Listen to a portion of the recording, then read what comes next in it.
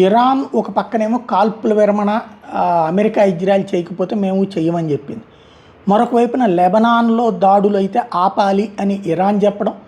ఆపుతున్నామని Israel మాతో చెప్పిందని పాకిస్తాన్ ఇరాన్కి చెప్పడం,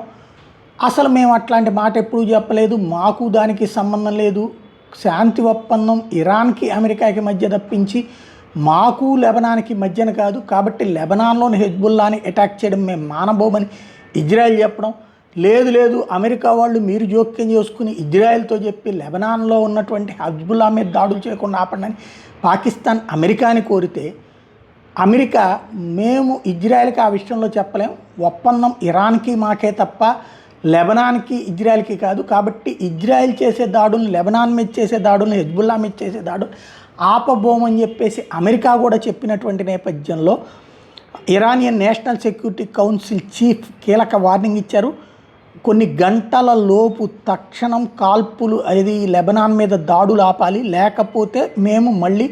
ఇజ్రాయెల్ మీద, టెల్ అవీవ్ మీద, అంటే ఇజ్రాయెల్ రాజధాని మీద దాడులు చేస్తామని ప్రకటించింది. దెన్ ఇరాన్ కనుక హిజ్బుల్లా అనే తీవ్రవాద సంస్థ కోసం అని చెప్పి ఇజ్రాయెల్ మీద దాడి చేస్తే, ఇజ్రాయెల్ తన ఆత్మరక్షణ కోసం ఇరాన్ మీద దాడి చేస్తుంది.